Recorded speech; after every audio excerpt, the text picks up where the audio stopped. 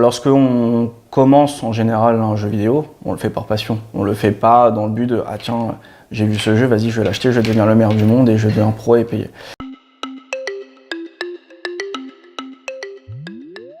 Je me surnomme Luffy, de mon nom et prénom est Olivier et je suis joueur professionnel de Street Fighter pour Gamers Origin. J'ai commencé à jouer à Street Fighter à l'âge de 6 ans avec Street Fighter 2 sur Super Nintendo et je me suis remis sur la saga Street Fighter avec Street Fighter 4 en 2009 à sa sortie sur PlayStation 3. J'ai eu un bac ES au lycée donc, puis j'ai continué avec l'université où j'ai fait une licence d'économie, de sciences économiques, puis je me suis ensuite dirigé vers un Master 2 en économie internationale. En 2009, il y avait Street Fighter 4 qui était sorti. Je commençais à appartenir à une communauté également, la communauté des joueurs de Street Fighter et également des jeux de combat. Et on commençait à discuter qu'il y avait des compétitions sur Paris, moi je ne savais même pas que ça existait. Lorsqu'il y avait une des premières compétitions à Paris, le Street Fighter 4, j'y suis allé. Et dès que j'ai mis un pied dedans, c'est resté jusqu'à aujourd'hui. Semi-professionnel, je l'ai été entre 2009 et 2016. Donc j'avais un emploi à côté, où j'ai fini mes études à côté, puis j'ai eu mon emploi, mais en même temps, je participais à des compétitions le week-end. Et en 2016, j'ai eu l'opportunité de passer vraiment à plein temps. Lorsque Red Bull m'approche, c'est sûr que là, c'était la première fois de toute ma vie que finalement un sponsor m'approchait et me dit est-ce que ça t'intéresse d'être payé à jouer aux jeux vidéo ? Je pense comme tout le monde, on pourrait se dire évidemment, je suis super content et tout. Après, vu que j'avais mon boulot à côté, j'ai quand même fait l'arbitrage entre évidemment combien Red Bull me paye versus combien je gagnais. Mais j'avais d'autres questions, c'était pas l'un des choix les plus faciles de ma vie. J'avais une assez bonne carrière professionnelle.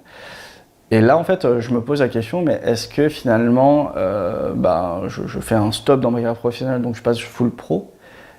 Et ça veut dire que si demain, je n'ai plus forcément les capacités d'être au top niveau, je vais peut-être revenir dans un métier traditionnel, mais est-ce que le RH en face de moi en entretien, je vais lui dire pendant 5 ans j'ai joué à Street Fighter, est-ce qu'il va pas me dire tu vas recommencer assistant marketing par exemple. J'ai fait une année sabbatique pour création d'entreprise, donc si ça marchait pas, je pouvais toujours revenir dans l'entreprise bosser. Donc ça, c'était quand même une roue de sécurité qui était bonne. Je pense pour le plus compliqué, c'était pour mes parents, enfin surtout mon père. Pour lui, qui dit jeu vidéo est très rapidement associé à du loisir. Il me le dit encore aujourd'hui, même 4 ans après, il me demande c'est comment tu trouves un métier, quoi. Mais c'est juste que c'est vraiment l'ancienne génération et on voit très bien dans les médias, etc. Très souvent, on n'associe pas forcément le jeu vidéo à quelque chose de positif.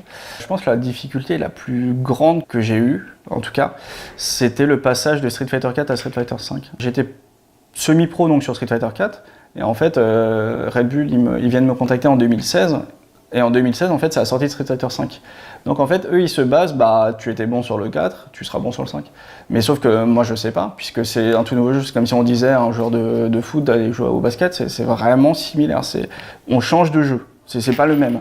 Le système de jeu est différent, il y a des nouveaux personnages. Le personnage que je jouais dans Street Fighter 4 n'existe plus. Donc sur le 5, j'ai dû apprendre un nouveau personnage. Durant 4 à 5 mois, j'ai des résultats un peu plus moyens. Mais après, 6 mois après, ça allait mieux. Là, je commençais vraiment mieux à comprendre le jeu. Et j'ai pu réussir à reprendre en tout cas le flambeau de meilleur joueur français, voire européen. Sur en tout cas l'univers Street Fighter, là on a une prochaine mise à jour qui devrait arriver dans les prochains mois. Ça va être la même problématique que le passage du 4 au 5. On passe à un nouveau jeu. Mais après, étant donné que j'ai déjà réussi à le faire entre le 4 et le 5, je pense que je suis assez confiant de mes capacités. Ça signifie que finalement j'ai la bonne méthode pour être bon dans qu'importe le jeu de combat, quoi.